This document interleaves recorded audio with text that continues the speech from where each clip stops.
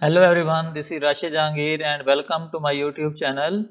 आज के इस वीडियो में हम यूनिटी के बेसिक टूल्स के बारे में बात करेंगे। तो टॉपिक स्टार्ट करने से पहले अगर आप इस चैनल पे न्यू हैं तो प्लीज़ इस चैनल को सब्सक्राइब कर लें ताकि आपको नई आने वाली वीडियोस टाइम पे मिलती रहें। तो चलें अब हम अपना टॉपिक स्टार्ट करते हैं। तो यहाँ पे आपको सबसे पहले यहाँ पे कुछ मेन्यू नज़र आ रहा है। जब भी आप फाइल पे क्लिक करेंगे तो आपको कुछ ऑप्शन नज़र आ रहे हैं यहाँ पे। अब यहाँ पे जो हमारे पास पहला ऑप्शन है, इससे हम न्यू सीन क्रिएट कर सकते हैं। अब आपको ये पता है कि हमारे पास एक गेम में मल्टीपल सीन्स हो सकते हैं। अब यहाँ पे ये भी कह सकते हैं कि अब जब हम गेम खेल रहे होते हैं तो उसमें हमारे पास हर एक लेवल एक सीन को रिप्रेजेंट कर रहा होता है। तो आपकी गेम में हमारे पास मल्टीपल सीन्स क्रिएट हो सकते हैं। तो जब आपने एक सीन क्रिएट करना हो तो फिर आप यहाँ से न्यू सीन यहाँ पे क्रिएट कर सकते हैं। अब लेट्स सपोज यहाँ पे मैं एक न्यू सीन क्रिएट करता हूँ। तो यहाँ पे देखें कि हमारे पास ये एक सीन क्रिएट हो गया है। अब इसको मैंने सेव करना है तो मैं यहाँ पे करूँगा सेव सीन और यहाँ पे मैं इसको नाम देता हूँ फर्स्ट और यहाँ पे मैं इसको सेव करूँगा। तो हमारे पास प्रोजेक्ट्स के अंदर यहाँ पे आप देखें सीन्स और यहाँ पे हमारे पास क्या हुआ कि एक फर्स्ट सीन यहाँ पे लोडेड है। अब इसके बाद यहाँ पे आप सीन को ओपन कर सकते हैं। लेट्स सपोज यहाँ पे हमारे पास सीन्स में जाएं तो हमारे पास सैम्पल सीन के नाम से एक सीन पड़ा है। अब यहाँ पे आपने ये देखना है कि जब हमारा फर्स्ट सीन है वो इस फोल्डर से बाहर है। तो यहाँ पे मैं इसको ड्रैग एंड ड्रॉप करूँगा तो यहाँ पे देखिए कि हमारे पास दो सीन है। अब इसके बाद यहाँ लेट्स सपोज मैंने इस सीन को ओपन करना है तो मैं इसको सिलेक्ट करूँगा। अब यहाँ पे देखें कि हमारे पास क्या हुआ कि सैम्पल सीन ओपन हो गया। अब इसको मैं देखें कि मैं रिफ़्रेश करता हूँ तो यहाँ पे देखें कि हमारे पास दो सीन क्रिएट हो गए हैं। अब यहाँ पे आपको कुछ वार्निंग नज़र आ रही हैं। तो अब यहाँ पे आप इसको क्लियर करेंगे तो यहाँ पे वार्निंग क्या होंगी, डिलीट हो जाएंगी। अब यहाँ पे इसके बाद हमारे पास सेव करना हो सीन को तो यहाँ पे हमारे पास इस पर क्लिक करेंगे तो हमारे पास सीन क्या होगा, सेव होगा। और इसी तरह हम यहाँ पे सेव एज़ कर सकते हैं सीन को।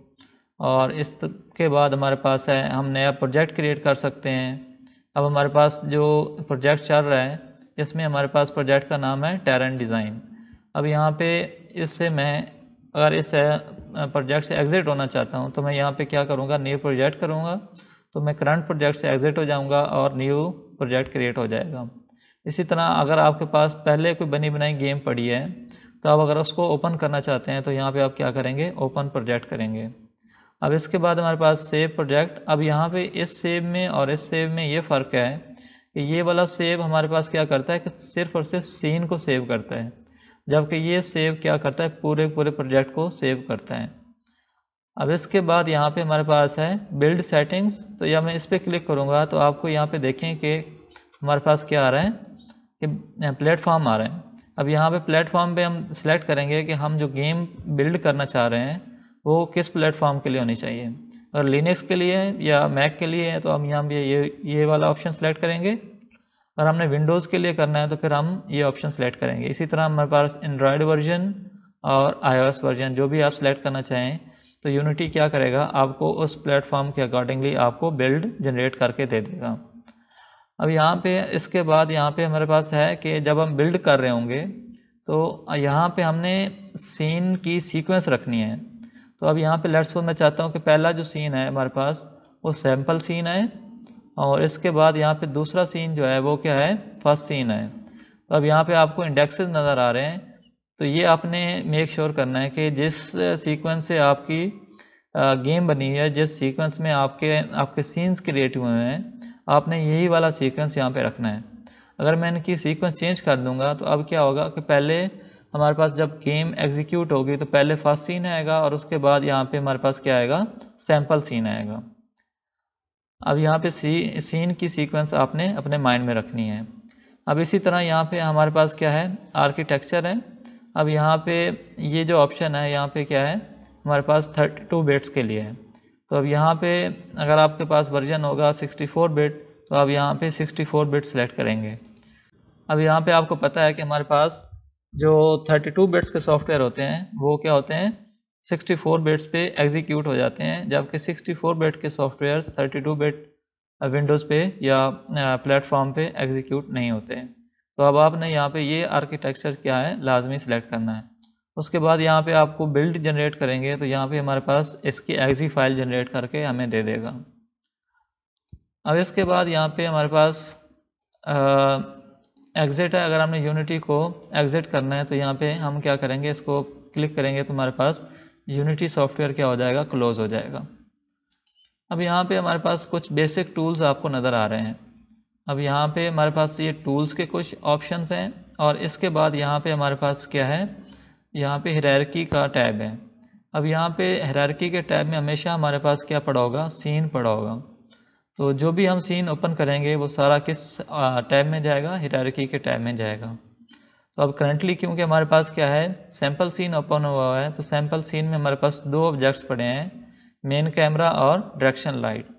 अब अगर मैं यहाँ पे इसको मैं सीन को ओपन करता हूँ तो यहाँ पे देखें कि हमारे पास फर्स्ट सीन क्या हुआ है, ओपन हो गया। तो ये भी किस में पड़ा है, हायरार्की के टैब में।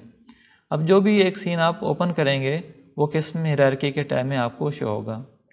अब यहाँ पे हमारे पास क्या आ रहा है, यहाँ पे हमारे पास प्रोजेक्ट से फोल्डर आपको नज़र आ रहे हैं।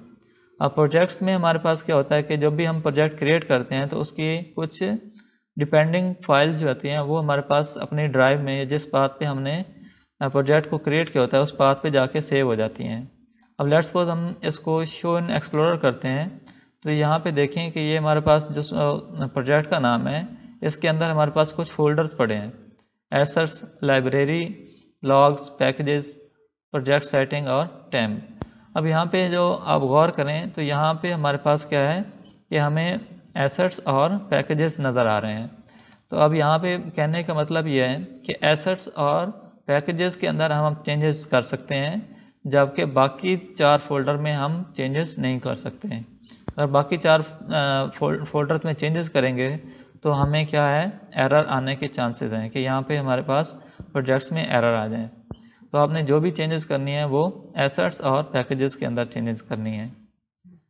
और इसके बाद यहाँ पे हमारे पास क्या है, इंस्पेक्टर टैब है। यहाँ पे एक प्रोजेक्ट की जितनी भी हमारे पास प्रॉपर्टीज़ होंगी वो सारी की सारी कहाँ पे नज़र आएंगी, हमें इंस्पेक्टर के टैब में नज़र आएंगी। अब जिस मैं ऑब्जेक्ट को सिलेक्ट करूँगा उसी की प्रॉपर्टीज़ हमें कहाँ पे नज़र आएंगी, इंस्पेक्टर के अंदर नज़र आएंगी। अब लेट्स सपोज मैं यहाँ पे ये सिलेक्ट करता हूँ तो अब यहाँ पे डायरेक्शनल लाइट की प्रॉपर्टीज़ यहाँ पे मुझे शो हो रही हैं। तो जिस ऑब्जेक्ट की भी हमने क्या करना है, प्रॉपर्टीज़ देखनी है, तो अब यहाँ पे उस ऑब्जेक्ट को हम सिलेक्ट करेंगे तो उसकी प्रॉपर्टीज़ यहाँ पे हमें नज़र आना शुरू हो जाएंगी। इसके बाद यहाँ पे हमारे पास आता है सीन व्यू और गेम व्यू। अब यहाँ पे सीन व्यू में क्या है हमारे पास, अब यहाँ पे जब भी हम कोई इन्वायरमेंट या कोई ऑब्जेक्ट्स को रिलेट कर रहे होते हैं तो सारे के सारे कहाँ पे नज़र आते हैं, हमें सीन व्यू के अंदर नज़र आते हैं। जबकि गेम व्यू में हमारे पास क्या है कि हमारे पास गेम व्यू में जैसे हम बिल्ड हमें कैसे हमारी गेम एग्जीक्यूट होगी, यानी कि रन टाइम पे हमें गेम कैसे नज़र आएगी, वो गेम व्यू में हमें नज़र आता है। और इसके बाद यहाँ पे हमारे पास है एसेट स्टोर्स। अब यहाँ पे एसेट स्टोर से अगर आपने कोई एसेट्स डाउनलोड करने हैं तो आप क्या करेंगे, पहले आप यहाँ पे लॉगिन होंगे तो आप यहाँ से अपने एसेट स्टोर, जैसे मैं यहाँ पे अभी अकाउंट से लॉगिन हूँ तो अब मैं यहाँ पे जो भी एसेट्स जो मैं डाउनलोड करूँगा तो वो यहाँ पे मुझे मिल जाएगा। अब यहाँ पे लेट्स सपोज मैं हाउस पे क्लिक करता हूँ तो यहाँ पे मुझे फ्री एसेट्स चाहिए, तो यहाँ पे मैं इसको प्राइसिंग में जाके यहाँ पे फ्री एसेट्स सेलेक्ट करता हूँ, तो जो भी फ्री एसेट्स होंगे यहाँ पे मुझे नज़र आना शुरू हो जाएंगे। अब लेट्स सपोज मुझे यहाँ पे ये चीज़ चाहिए, ये रूम चाहिए, तो अब यहाँ पे मैं इसको क्या करूँगा, डाउनलोड करूँगा तो ये हमारे पास एसेट्स के अंदर हमारे पास लोड हो जाएगा। अब वापस आते हैं हम क्या, सीन व्यू और गेम व्यू पे। अब यहाँ पे एक और ऑप्शन ये है कि पहले हम यहाँ पे अपना लेआउट डिज़ाइन कर सकते हैं। लेट्स सपोज जैसे हम टाल सेलेक्ट करते हैं तो अब हमारे पास कुछ ऐसा नज़र हमें आना शुरू हो जाता है। मैं प्रेफरेबली ये यूज़ करता हूँ टाल, क्योंकि इसमें हमारे पास जो सीन व्यू का एरिया है वो काफ़ी ज़्यादा हो जाता है, तो हमें ऑब्जेक्ट्स को किधर पोजीशन करना है उसमें ऑब्जेक्ट्स को देखने में और रोटेट करने में या स्केल करने में हमें थोड़ा इजी होता है। अब इसके बाद यहाँ पे हमारे पास कुछ बेसिक्स टूल्स हैं। तो यहाँ पे अब हमारे पास है पहला जो टूल है हैंड टूल है। अब ये हैंड टूल क्या करता है, इसकी एग्जांपल ये लेते हैं कि जैसे हमारे पास अल्लाह ने 2 आंखें दी हैं, तो अब यहाँ पे जैसे हम एक तरफ देख रहे हैं यानी लेफ़्ट पे देख रहे हैं तो हमें एक ऑब्जेक्ट नज़र आ रहा है, जब हम राइट की तरफ देख रहे होते हैं तो हमें दूसरा ऑब्जेक्ट नज़र आता है। यानी कि ऑब्जेक्ट्स अपनी अपनी पोजीशन पे हैं, जबकि हमारा कैमरा या हमारी आइज़ मूव कर रही हैं।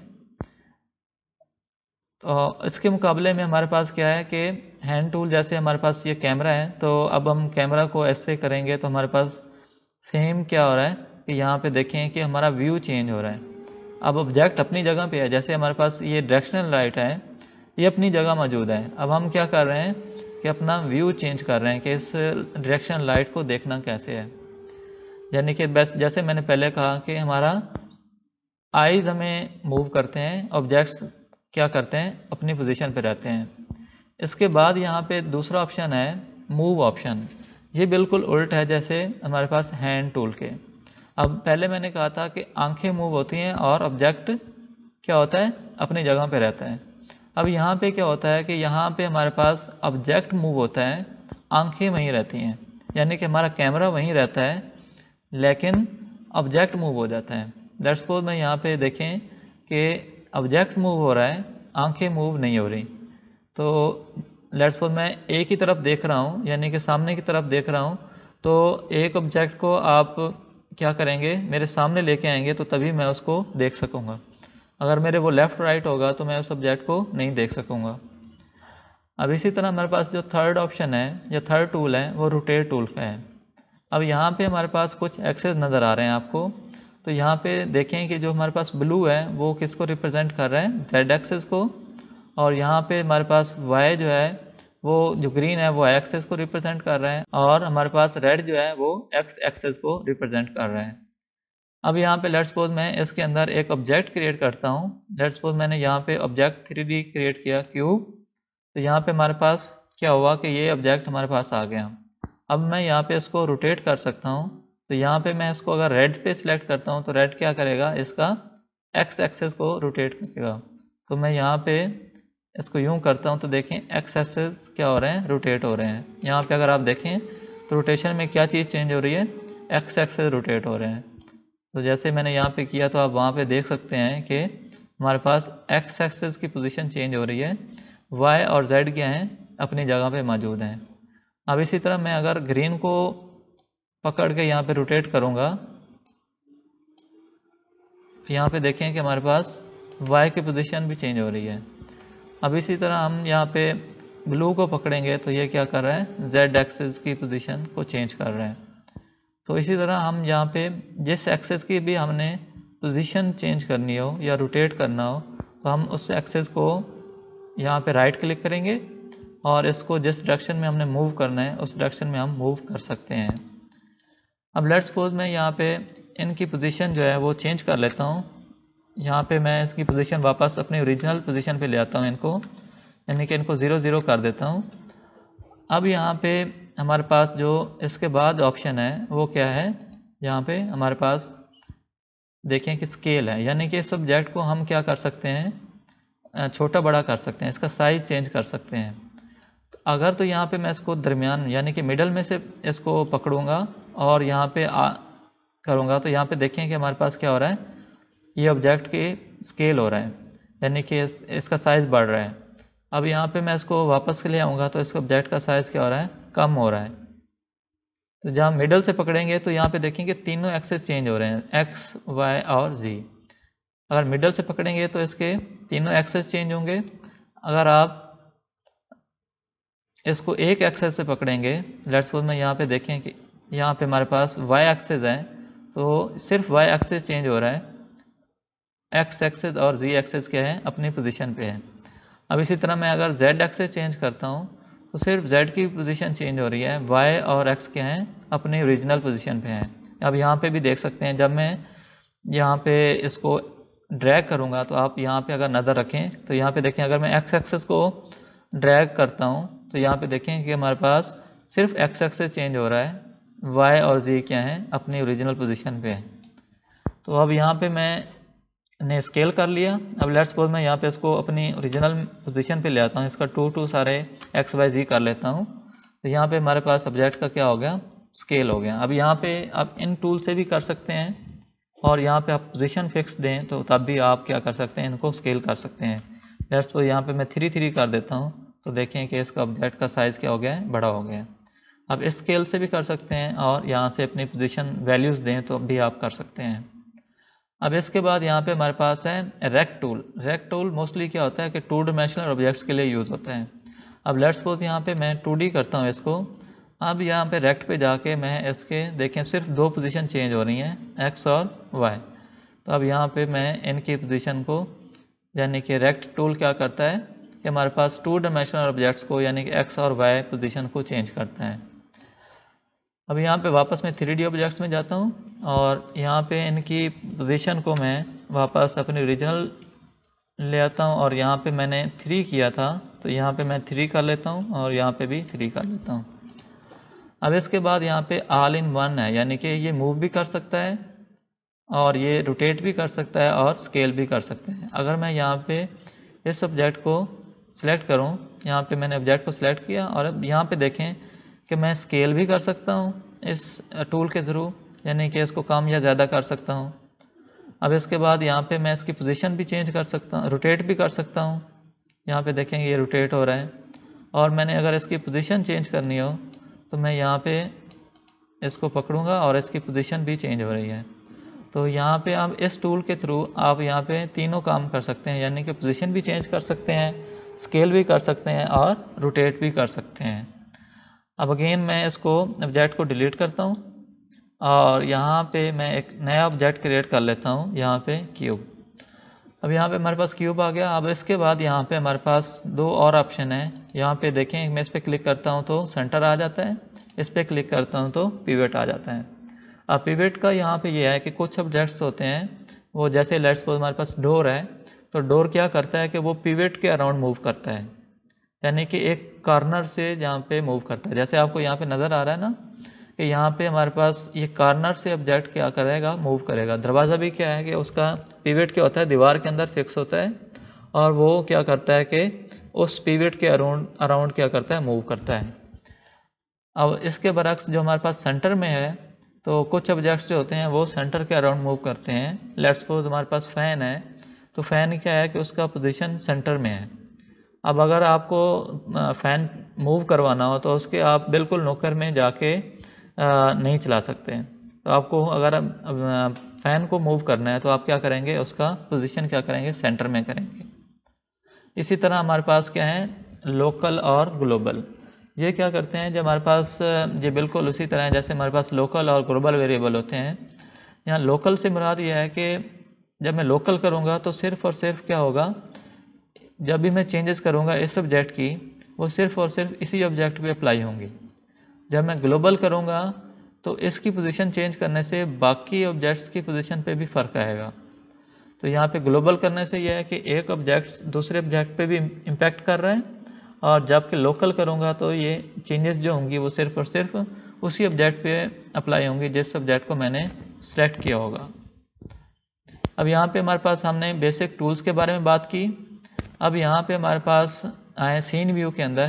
तो सीन व्यू में हमारे पास यहाँ पे मैं इस ऑब्जेक्ट का साइज़ थोड़ा पहले बड़ा कर लेता हूँ, तो यहाँ पे मैं इसको 3 कर लेता हूँ।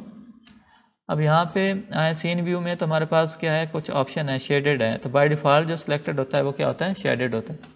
यानी कि शेडेड से मुराद ये है कि इसका सिर्फ और सिर्फ हमें मैश नज़र आ रहा है, यानी कि इसके अंदर जो ढांचा है वो हमें नज़र नहीं आ रहा।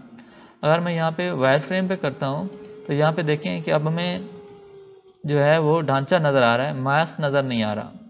तो यहाँ पे सिर्फ हमें जो उसके अंदर मास था या वेट था वो क्या है, हमें नज़र नहीं आ रहा। अब यहाँ पे सिर्फ और सिर्फ हमें क्या आ रहा है, लाइंस नज़र आ रही हैं। अब इसके बाद मैं अगर शेडेड वायर फ्रेम करूँगा तो इसमें हमारे पास दोनों ऑप्शन आ जाएंगे, यानी कि ढांचा भी हमें नज़र आ रहा है और इसका मास भी नज़र आ रहा है। तो आप जो ऑप्शन सेलेक्ट करना चाहें वो यहाँ से आप सिलेक्ट कर सकते हैं। तो बाय डिफ़ॉल्ट क्योंकि शेडेड होता है तो मैं इस वजह से इसको शेडेड ही रख रहा हूँ। तो अब इसके बाद यहाँ पे हमारे पास, जैसे मैंने पहले कहा कि हमारे पास ऑब्जेक्ट 2D भी कर सकते हैं और इसको 3D में भी कर सकते हैं। तो इसको अगर आप एक दफ़ा क्लिक करेंगे तो अगर 3D में है तो 2D में चला जाएगा, अगर 2D में है तो 3D में आ जाएगा। इसके बाद यहाँ पे आप सीन के अंदर लाइट्स को क्या कर सकते हैं, टर्न ऑफ कर सकते हैं। अगर आपने इस ऑब्जेक्ट पे क्या करना है कि इस पे लाइटिंग अप्लाई नहीं करनी, तो आप यहाँ पे इसको करेंगे तो लाइट ऑफ हो जाएगी, लाइट ऑन हो जाएगी। अब इसके बाद इस सीन में अगर म्यूज़िक है तो उसको भी आप क्या करेंगे, यहाँ पे म्यूट कर सकते हैं या ऑन कर सकते हैं या ऑफ़ कर सकते हैं।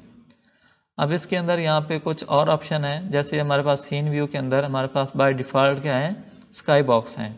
तो अगर हम स्काई बॉक्स नहीं देखना चाहते तो यहाँ पे देखें कि लेट्स सपोज यहाँ पे हमें स्काई नज़र आ रहा है और उसके अंदर नीचे फॉग नज़र आ रही है। अब यहाँ पे मैं स्काई बॉक्स को ऑफ़ कर देता हूँ तो यहाँ पे देखें हमारे पास स्काई बॉक्स नज़र नहीं आ रहा। अब मैं इसको सिलेक्ट करता हूँ तो यहाँ पे हमारे पास क्या आ रहा है, स्काई बॉक्स नज़र आ रहा है। इसी तरह मैं फॉग को कर देता हूँ अनचेक, फॉग नज़र नहीं आएगी। यहाँ पे ये नज़र, जो भी आप यहाँ पे हमारे पास ऑब्जेक्ट्स को आप हाइड करना चाहते हैं तो आप इसको अनसेलेक्ट कर दें तो वो हाइड हो जाएगा। अब इसके बाद हमारे पास है गेम व्यू। अब गेम व्यू में देखें कि हमारे पास गेम व्यू है। तो यहाँ पे हमारे पास, इसको मैं पोजीशन सेट करता हूँ तो यहाँ पे देखें ये हमारे पास गेम व्यू है।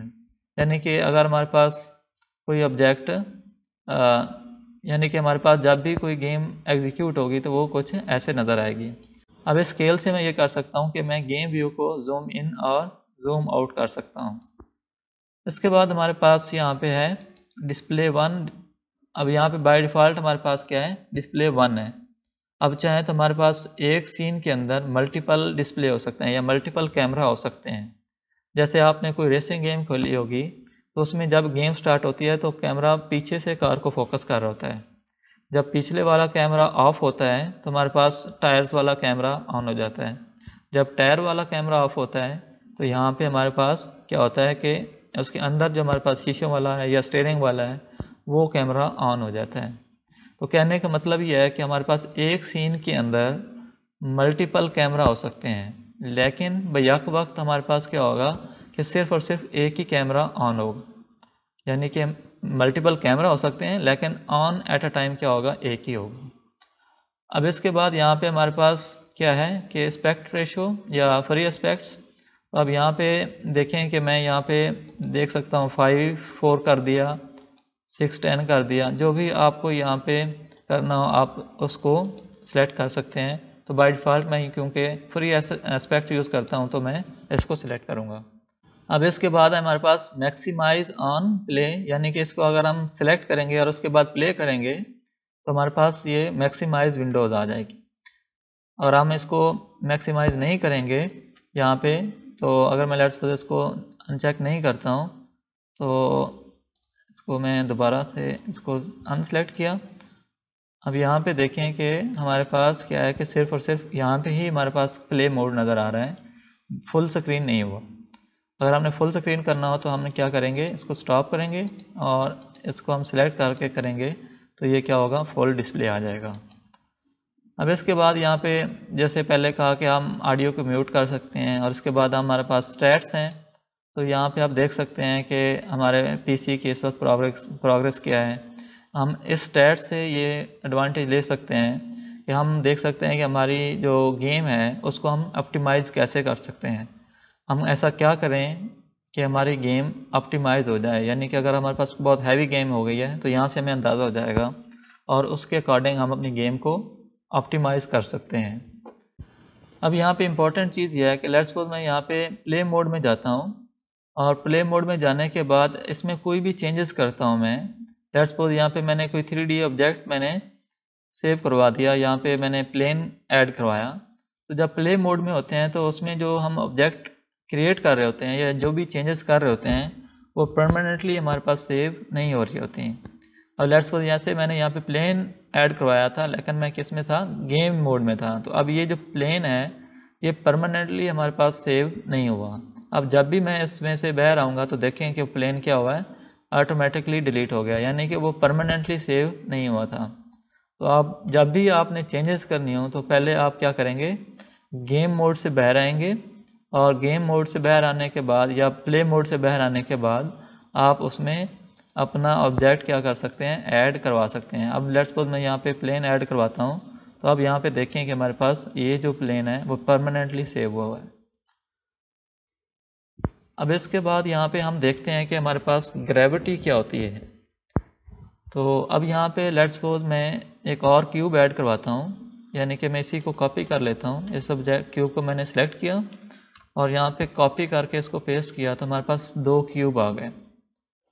अब यहाँ पे मैंने इस क्यूब को सिलेक्ट किया और सिलेक्ट करने के बाद यहाँ पे मैंने इसको क्या करना है, इसकी पोजीशन चेंज करनी है, यानी कि इसको सिर्फ और सिर्फ हमने वाई एक्सेस के ऊपर लेके जाना है। तो अब यहाँ पे देखें कि ये वाई एक्सेस में ऊपर जा रहा है और हमने क्या करना है, इसको थोड़ा साइज़ हम छोटा कर लेते हैं, 2x2 कर लेते हैं। तो यहाँ पे 2x2 आ गया और इसी तरह मैं इस क्यूब को सिलेक्ट करता हूँ और यहाँ पे भी मैं इसको क्या कर लेता हूँ, 2x2 कर लेता हूँ। तो अब यहाँ पे हमारे पास 2 ऑब्जेक्ट्स यहाँ पे आ गए हैं। अब मैंने क्या करना है कि इन पे ग्रेविटी अप्लाई करनी है। तो मैं क्या करूँगा, उस ऑब्जेक्ट को जिसको मैंने ग्रेविटी अप्लाई करनी है तो उसको मैं सिलेक्ट करूँगा। लेट्स सपोज यहाँ पे मैं इस पे क्या करता हूँ कि ग्रेविटी अप्लाई करता हूँ। तो मैं यहाँ पे ऐड कंपोनेंट पे गया और यहाँ पे मैंने ऐड करवाना है रिजिड बॉडी। तो यहाँ पे मैंने ऐड करवाया, तो यहाँ पे आप देखें कि यहाँ पे वो कह रहा है कि ग्रेविटी यूज़ कर रहे हैं और इसको कुछ मैस असाइन हो गए हैं, यानी कि कुछ हमने इसको वेट दे दिया जिसकी बुनियाद पे ये नीचे गिरेगा। अब यहाँ पे एक बात आपने और नोट करनी है कि आपने हर ऑब्जेक्ट पे बाय डिफ़ॉल्ट कोलाइडर क्या होता है, सिलेक्ट होता है, यानी कि यहाँ पे इस सब्जेक्ट पे कोलाइडर अप्लाई हुआ है। अब इसने, मैंने कहा था कि इसने गिरना है, अब इस पे ग्रेविटी अप्लाई नहीं हुई, यानी कि ये नहीं गिरेगा। तो यानी कि जब ये वाला नीचे आके इस पे टकराएगा और मैंने कोलाइडर को ऑन किया हुआ है, तो जब ये इस पे टकराएगा तो ये ऑब्जेक्ट क्या होगा, ऊपर वाला क्यूब इस पे आके रुक जाएगा। अब मैं इसको प्ले करता हूँ, तो जब मैं इसको प्ले किया तो अभी देखें कि जिस ऑब्जेक्ट पे या जिस क्यूब पे हमने ग्रेविटी अप्लाई की हुई थी वो नीचे गिरा। अब क्योंकि नीचे वाले क्यूब में हमारे पास क्या था कि हमने ग्रेविटी अप्लाई कोलाइडर अप्लाई किया हुआ था ये वाला, तो इस वजह से ये ऑब्जेक्ट ऐसे टकराया और यहीं पे हमारे पास क्या हुआ, रुक गया। अब यहाँ पे अगर मैं लेट्स सपोज इस पे कोलाइडर अप्लाई नहीं करता तो यहाँ पे देखें कि वो नीचे गिरा और इस बॉक्स से गुजर गया।